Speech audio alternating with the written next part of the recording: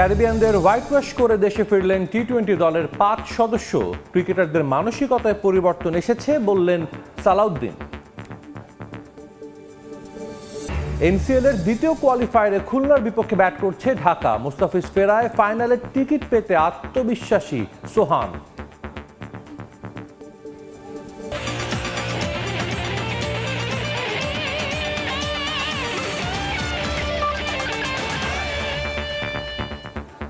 বিশ্বের নানা প্রান্তের খেলাধুলার খবর নিয়ে আমাদের নিয়মিত আয়োজন খেলার সময়, আর এই আয়োজনে আপনাদের সঙ্গে আছি আমি সাজিদ মুস্তাহিদ।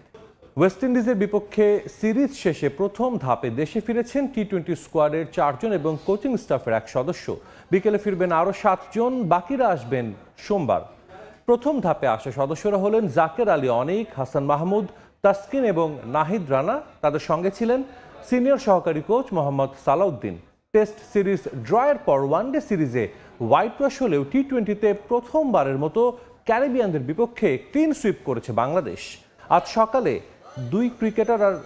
সোমবার সকালে 2 ক্রিকেটার আর রাতে আসবেন 4 জন। লিটন কুমার দাস আসবেন বিকেল 5টায়। দেশে ফিরেও খুব একটা বিশ্রামের সময় পাবেন না ক্রিকেটাররা, নেমে পড়তে হবে বিপিএল এর জন্য। ক্যারিবিয়ান সিরিজের সাফল্য বিপিএল ও আসন্ন চ্যাম্পিয়ন্স ট্রফিতে ধরে রাখতে চাইবেন ক্রিকেটাররা।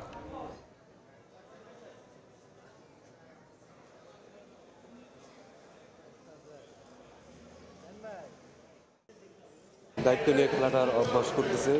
স্পেশালি আমাদের হয়তো টিম মিটিংয়ে ছেলেরা এখন বেশিরভাগ তারা নিজেরা ইনভলভ থাকতেছে। তো এই জিনিসটা খুব দরকার ছিল আমাদের, তাদের মাইন্ডটা যেন একটু চেঞ্জ হয়, সেটাই আসলে আমাদের প্রথম দিকে লক্ষ্য ছিল। তারা যেন দায়িত্ব নিয়ে খেলে মানসিকতা যদি কিছুটা পরিবর্তন করার চেষ্টায় ছিলাম এবং সেটা আমার মনে হয় ছেলেরা করতে পেরেছে, হয়তো ভবিষ্যতে আরও করবে। কারণ কোনো কোচের পক্ষে আসলে বড় প্লেয়ার বানানো সম্ভব না যদি প্লেয়ার যদি নিজে না চায়।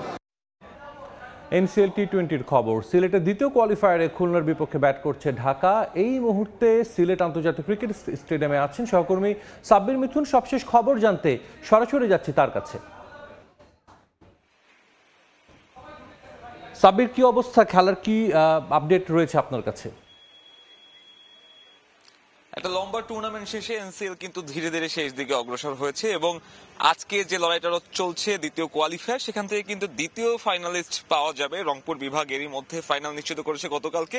তার অপোনেন্ট কারা হবে তা কিন্তু আজ সেই লড়াইয়ে নেমেছে ঢাকা মেট্রো এবং খুলনা। ঢাকা মেট্রো গতকালকে প্রথম কোয়ালিফায়ারে হেরে গেছে, আজকে জয়ের বিকল্প নেই খুলনার সামনেও। তবে ঢাকা মেট্রো গোটা টুর্নামেন্ট জুড়ে যেভাবে খেলেছিল তাতে কিন্তু অনেকটাই ফেভারিট ছিল ফাইনালের জন্য। তবে আজ খুলনা মোস্তাফিজুর রহমানকে নিয়ে নেমেছে এবং তারাও বেশ দারুণ শক্তিশালী একটা দল এখন এবং দারুণ একটা শুরু করেছে ঢাকা মেট্রোর বিপক্ষে। এরই মধ্যে 3 উইকেট পড়ে গিয়েছে।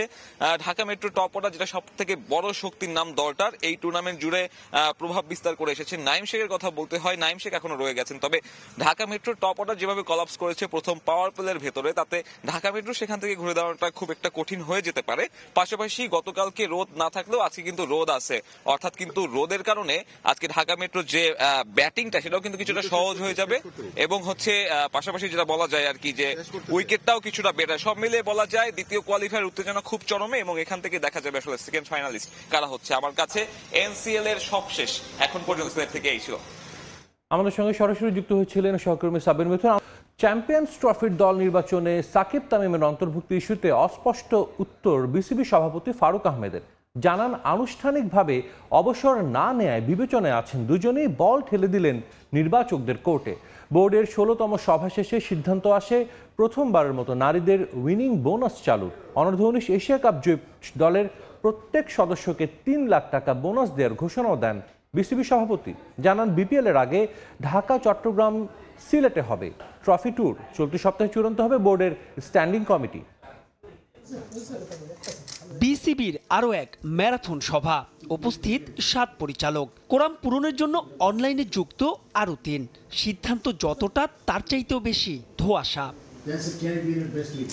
গেল কয়েক মাস ধরেই দেশের ক্রিকেটের talk of the town Sakib Al Hasan. NCL দিয়ে আবারও ক্রিকেটে ফিরেছেন তামিমও। কিন্তু মাস দুয়েকের কম সময় বাকি থাকলেও বোর্ড জানে না চ্যাম্পিয়ন্স ট্রফিতে আদৌ তারা খেলবেন কিনা। সভাপতির কণ্ঠেও শোনা গেল সেই পুরানো গানই। সাকিবের ইস্যুটা it's a totally different issue. এটাতে আসলে নতুন করে কিছু না। আপনি জানেন, লাস্ট যেই ওয়েস্ট ইন্ডিজে খেলেছি আমরা, ও যে মেন্টাল স্টেটই ছিল না খেলার মতো, যেতে পারে নাই। এখন সাকিব আসলে এখন বলবে যে কি বিপিএল খেলবে, ওর অবস্থাটা আসলে আমার থেকে কিছু বলতে পারবো না, আমার কাছে কোনো আপডেট নাই সাকিবের ব্যাপারে। তামিমেরটা আসলে আপনার চিফ সিলেক্টর যেই কথা বলেছেন, এখনও কোনো পলিসি নাই। যদি কোনো প্লেয়ার রিটায়ার না করে থাকে আর যদি সিলেক্টররা মনে করে তাকে টিমে দরকার, তখন ওই সিলেকশন কমিটি আসলে ওই প্লেয়ারের সাথে পার্টিকুলার প্লেয়ারের সাথে আলাপ করা দরকার। যদি কোনো প্লেয়ার রিটায়ার না করে থাকে, he is definitely available for selection. কথা ছিল এই সভায় চূড়ান্ত হবে স্ট্যান্ডিং কমিটি, কিন্তু হয়নি সেটিও। এজন্য আরো সপ্তাহখানেক সময় চাইলেন বিসিবি বস। স্ট্যান্ডিং কমিটিগুলো আমাদের এক একজনের 3-4টা করে কমিটি, সেটা আজকে আলোচনা হয়েছে। আমরা একটা তৈরি করেছি, বাট এটা যদি আরও কোনো ফিডব্যাক দিতে হয় কনসার্ন ডিপার্টমেন্টে, আপনি জানেন যেমন হয়তো ফাহিম 3টা ডিপার্টমেন্ট দেখছে, নাজমুল আবেদিন 2-3টা ডিপার্টমেন্ট দেখবে। সো তারা আমার ওই কমিটি নিয়ে আরও ফিডব্যাক পেলে আমরা ফাইনালি হয়তো বা এই সপ্তাহের মধ্যে চেষ্টা করবো দিয়ে দেওয়ার জন্য। এটা আমি অনেকবার বলেছি এই সপ্তাহ, বাট এটা হয়নি, বাট এবার কনফার্ম হবে। নতুনত্ব যে একেবারেই নেই তাও নয়, বিপিএলকে আরো আকর্ষণীয় করে তুলতে এবারই প্রথমবারের মতো হবে ট্রফি ট্যুর। উইনিং বোনাস পাচ্ছেন নারী ক্রিকেটাররা, বোনাস পাচ্ছেন এশিয়া কাপ জয়ী যুবারাও। জায়ান্ট বেলুন একটা ক্রাউডেড লোকেশনে আমরা দিব খুব শীঘ্রই।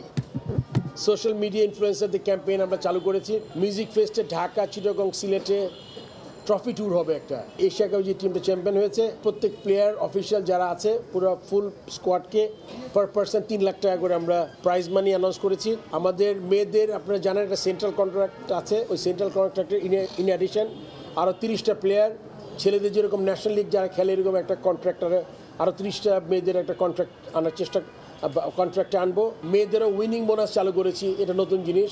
তবে চ্যাম্পিয়ন্স ট্রফিতে শান্তর অধিনায়কত্ব নিয়ে কোনো আলোচনা হয়নি এই বোর্ড মিটিংয়ে। সিদ্ধান্ত এসেছে বিপিএল এর ফ্র্যাঞ্চাইজিগুলোর পার্টিসিপেশন মানি কমানোর সঙ্গে আগের বোর্ডের দেয়া সব প্রতিশ্রুতি রাখবে ফারুক আহমেদের বর্তমান পরিচালনা পর্ষদ। যা প্রমিস করেছিল আগের বোর্ডে, ওইটা আমরা ফুলফিল করছি। মাহবুব রিমন, সময় সংবাদ, ঢাকা। পরিবর্তন আসছে পাকিস্তানের করা চ্যাম্পিয়ন্স ট্রফির পূর্ব নির্ধারিত সূচিতে। হাইব্রিড মডেলে চ্যাম্পিয়ন্স ট্রফি আয়োজনে সম্মত হওয়ায় বাংলাদেশের ম্যাচও আসতে যাচ্ছে রদবদল। 24 ফেব্রুয়ারি পাকিস্তানের পরিবর্তে নিউজিল্যান্ডের বিপক্ষে ম্যাচ খেলবে বাংলাদেশ, আর বহুল কাঙ্ক্ষিত ভারত পাকিস্তান ম্যাচ অনুষ্ঠিত হবে 23 ফেব্রুয়ারি। একটি খসড়া সূচি আগেই তৈরি করে রেখেছিল আয়োজক পাকিস্তান, যেখানে বাংলাদেশের গ্রুপ পর্বের 3 ম্যাচ অনুষ্ঠিত হওয়ার কথা ছিল 20, 24 ও 27 ফেব্রুয়ারি, যেখানে প্রথম ম্যাচে ভারতের মুখোমুখি হবে বাংলাদেশ। হাইব্রিড মডেলের কারণে দ্বিতীয় ম্যাচের প্রতিপক্ষে এসেছে পরিবর্তন। 24 ফেব্রুয়ারি পাকিস্তানের পরিবর্তে নিউজিল্যান্ডের বিপক্ষে ম্যাচ খেলবে টাইগাররা, আর 27 ফেব্রুয়ারি শান্তদের প্রতিপক্ষ পাকিস্তান।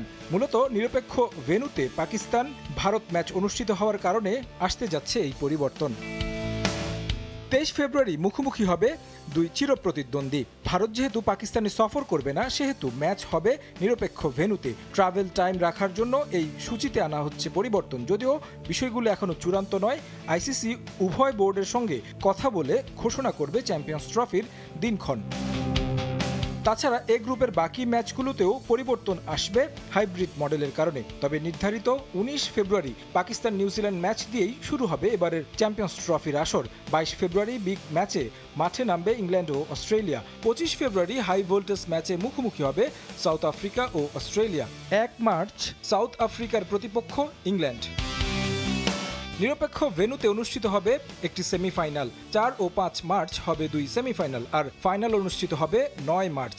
রিজার্ভ ডে রাখা হয়েছে শুধুমাত্র শিরোপা নির্ধারণী ম্যাচের জন্য। তারেক হাসান শিমুল, সময় সংবাদ। কাটাতে 10 বছরের জন্য চট্টগ্রামের MA আজিজ স্টেডিয়াম বাফুফেকে লিজ দিয়েছে এনএসসি। সংস্কার করে হস্তান্তর করা হবে বলে জানান যুব ও ক্রীড়া উপদেষ্টা আসিফ মাহমুদ সজীব ভুইয়া। এছাড়া হামজার অন্তর্ভুক্তি দেশের ফুটবলকে অনন্য উচ্চতায় নিয়ে যাবে বলেও মনে করেন তিনি। তার মতো বাকিদেরও লাল সবুজের জার্সিতে দেখা যাবে বলে বিশ্বাস আসিফ মাহমুদের। এদিকে অন্যান্য ফেডারেশন ও জেলা ক্রীড়া সংস্থাগুলোর অ্যাডহক কমিটি গঠনের কাজ প্রায় শেষ দিকে। খুব শিগগিরই তা ঘোষণা করা হবে বলেও জানান যুব ও ক্রীড়া উপদেষ্টা। মাঠে নেই ঘাস, স্টেডিয়ামগুলোর অবস্থাও যাচ্ছে তাই। ঢাকার বাইরে বিপিএল এর 3 ভেন্যু নিয়েই হচ্ছে তীব্র সমালোচনা। বাফুফেকে কাঠগড়ায় দাঁড় করালেও তারা দোহাই দিয়েছে পর্যাপ্ত মাঠ না থাকার। তবে এবার বাংলাদেশ ফুটবল ফেডারেশনের সমস্যা কিছুটা লাঘব হতে পারে এনএসসির নতুন সিদ্ধান্তে। ডিসেম্বরের মধ্যে এর কাজ শেষ হয়ে যাওয়ার কথা।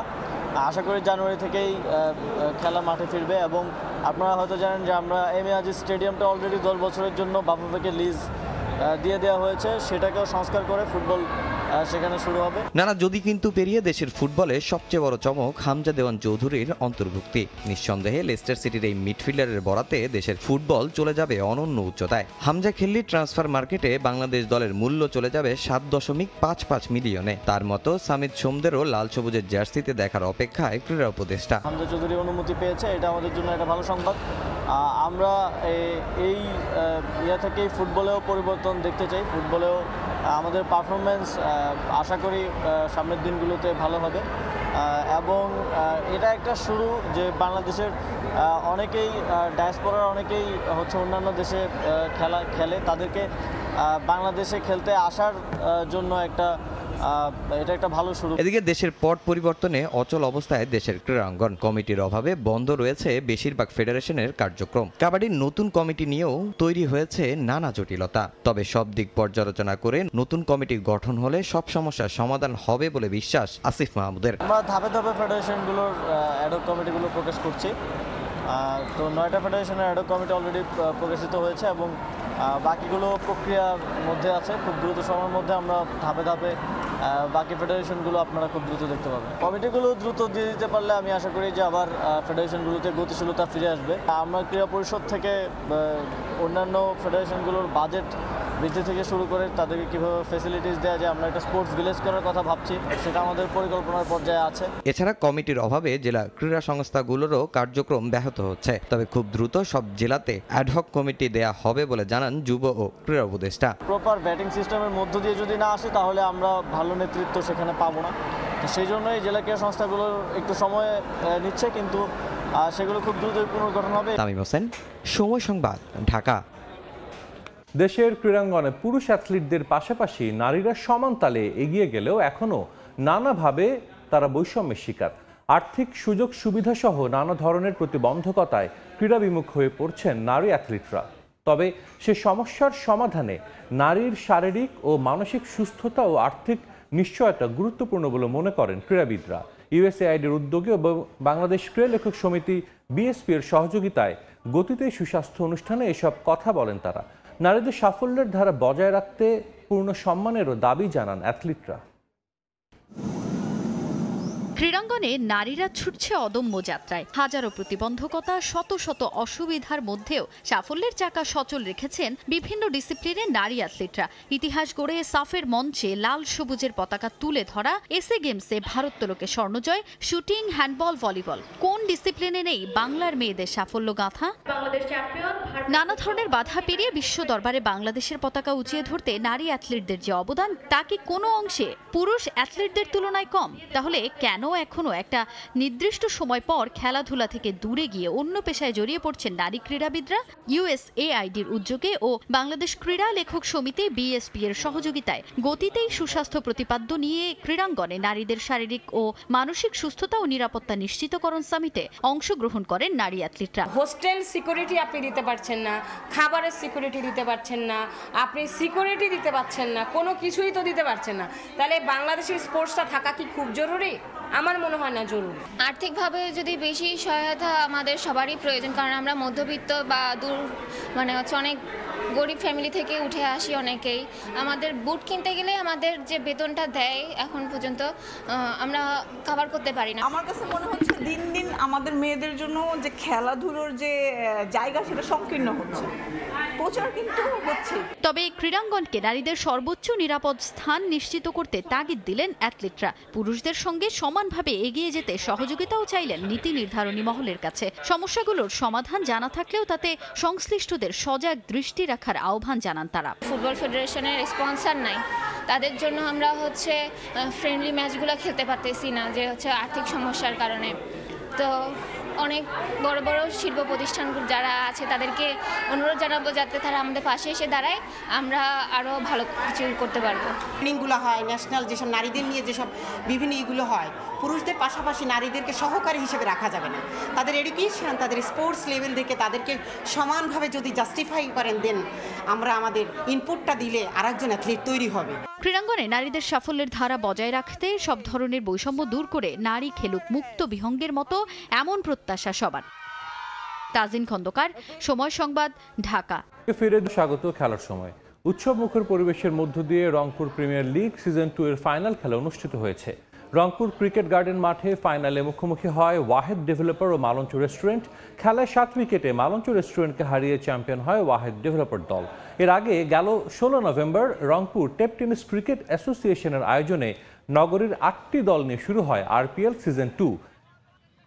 আয়োজক অতিথিরা বলেন, মাঠে নিয়মিত খেলা গড়ানোর লক্ষ্যে স্থানীয়ভাবে এমন টুর্নামেন্ট যুব সমাজকে ক্রীড়ামুখী করার পাশাপাশি স্থানীয় ক্রিকেটকেও সমৃদ্ধ করবে।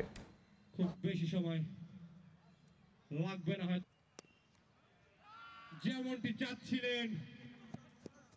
চায় যে এরকম টুর্নামেন্ট হোক, যেহেতু রংপুরে ভালো টুর্নামেন্ট হয় না, বড় টুর্নামেন্ট হয় না, তো তারা লিজেন্ড লিগ দিয়ে একটা বড় টুর্নামেন্ট করতেছে এবং কন্টিনিউ এটা ধারাবাহিকতা বজায় রাখতেছে। বর্তমান সমাজে যে মাদকের ছড়াছড়ি, এই মাদক মুক্ত বাংলাদেশ গড়তে সমাজটাকে সুন্দরভাবে এবং দেশকে সুন্দরভাবে এগিয়ে নিয়ে যাওয়ার জন্য ক্রীড়া শক্তি, ক্রীড়াই বল, মাদক ছেড়ে খেলতে চল, এই স্লোগানকে সামনে রেখে হাকিমপুর উপজেলার আলিহাটে অনুষ্ঠিত হয়ে গেল ফুটবল টুর্নামেন্ট। ফাইনালে হিলি ফুটবল দলকে হারিয়ে চ্যাম্পিয়ন হয় North Bengal football academy. Manasapur Isabpur যুব সমাজের উদ্যোগে আলিহাট ইউনিয়নের মনসাপুর দ্বিমুখী উচ্চ বিদ্যালয় মাঠে টুর্নামেন্টের ফাইনাল খেলা অনুষ্ঠিত হয়। শুরু থেকেই গোল পেতে তীব্র লড়াইয়ে মেতে ওঠে দু দলের খেলোয়াড়রা। এই ম্যাচ দেখতে ভিড় জমায় প্রচুর দর্শক। ম্যাচের নির্ধারিত সময় 1-1 গোলের সমতায় শেষ হয়। পরে টাই ব্রেকারে হিলি ফুটবল দলকে হারিয়ে চ্যাম্পিয়ন হয় নর্থ বেঙ্গল ফুটবল একাডেমি।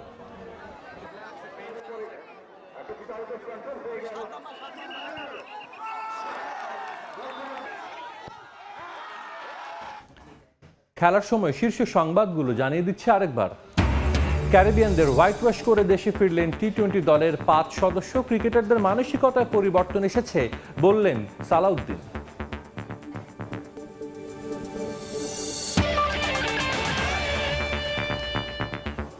এই ছিল খেলার সময়, সঙ্গেই থাকুন সময়।